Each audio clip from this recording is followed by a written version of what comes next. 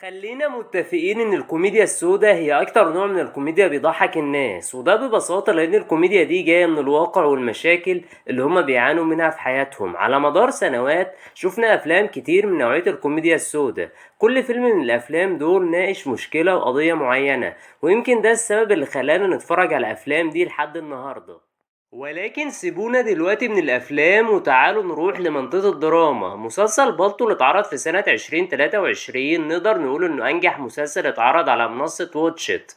المسلسل بينتمي لنوعية الكوميديا السوداء اللي زي ما قلتلكم من شوية إننا كنا بنستعملها كتير في الأفلام، لكن في الدراما كان من النادر استخدامها.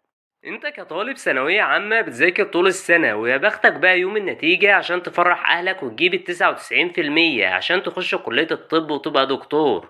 والدكتور راح الدكتور جه، وده بالظبط اللي عمله ابو عاطف اللي كان نفسه ابنه يطلع دكتور بأي شكل عشان يحقق حلمه، مش حلم عاطف. وعشان ابوه يخليه يتمسك بالهدف ده كان بيحطله صور مجدي يعقوب وابن سينا، لدرجة كمان انه عايز ابنه يصحى في نفس الميعاد بتاع النوم بتاعهم بالظبط. ابو عاطف بيمثل شريحة كبيرة من الابهات اللي دايما لو هتسأل واحد فيهم انت نفسك ابنك يطلع ايه، ناس هتقولك نفسي ابني يطلع دكتور، وناس تانية هترد وتقول نفسي ابني يطلع مهندس، لكن مفيش حد من دول هيجاوب الإجابة الصح.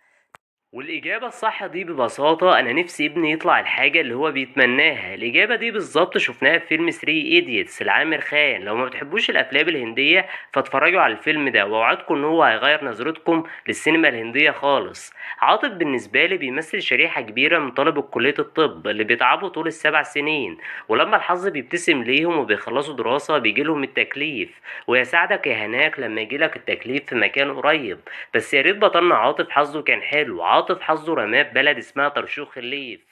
ويا رب اكون نطقت الاسم صح عشان الناس ما تحفتش عليا في الكومنتات. ومع طرشوخ الليف بتبتدي معاناة عاطف، وهناك بيكون مدير الوحدة عشان بعد كده الكاتب يورينا استعراض كامل للفرق بين الريف والمدينة. بنشوف كمان شخصية نقيض البطل مرزوق، أو خلينا نقول مدعي الطب اللي بيعالج الناس بالخزعبلات والكلام الفاضي كعادة محمود البزاوي. الدور بيناديه على طول، وما اعتقدش ان كان في ممثل تاني هيعمل الشخصية بالشكل الحلو ده غير محمود البزاوي. من إيجابيات المسلسل ده البساطة والواقعية اللي موجودة فيه، وكمان المسلسل تجربة شبابية بالكامل. المسلسل أول بطولة لعصام عمر، وأول عمل من تأليف أحمد عاطف، وأول مسلسل يخرجه عمر المهندس. قصة المسلسل أحداثها مأخوذة من رواية بلطو وفانيلا وتاب.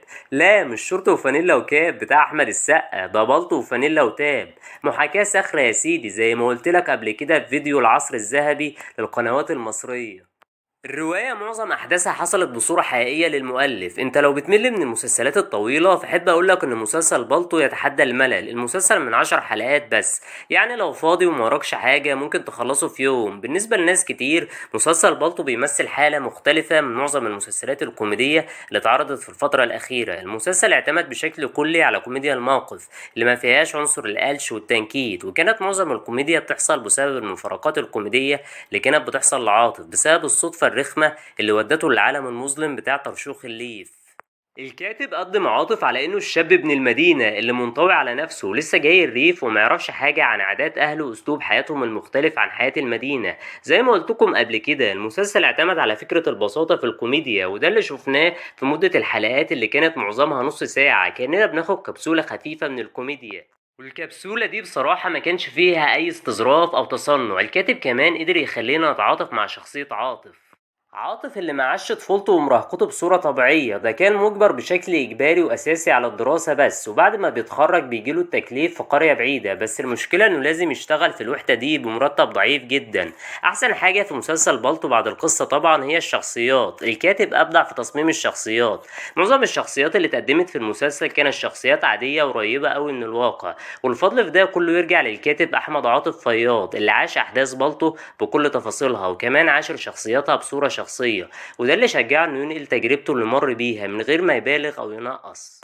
ده طبعا بقى بغض النظر عن اللمسات الدرامية اللي جابها من وحي خياله عشان يزود جرعة التشويق والإثارة. وكمان ما نقدرش ننسى عمر المهندس اللي قدر يخرج عمل كوميدي احترافي بالشكل ده، ويستعين كمان بفنان تصنيفه أساسي مش كوميديان زي عصام عمر. فدي بالنسبة لي مخاطرة كبيرة في حد ذاتها، وكمان كان رتم الأحداث سريع ومسلي. شخصية الدكتور الكوميدية دايما بتكون مادة دسمة لصناع الدراما والكوميديانات عشان يطلعوا منها كوميديا محترمة. عندنا مثلا دكتور ربيع في الست الكبير. دكتور ربيع هو أشهر دكتور في المزاريطة، يمكن عشان هو الدكتور الوحيد، بس أنا لحد دلوقتي معرفش دكتور ربيع تخصصه إيه. هو ما شاء الله متخصص في كل حاجة. الشخصية القريبة منه شوية شخصية دكتور غندور اللي شفناه في مسلسل أشغال شقة، وطبعا الشخصية دي كانت بتهلكنا من الضحك.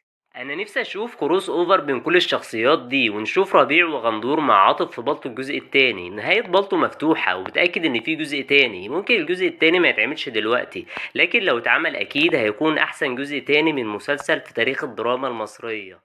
لو عجبكم الفيديو دوسوا لايك واشتركوا في القناة، وكمان ياريت تفعلوا زر الاشعارات عشان يوصلكم كل جديد.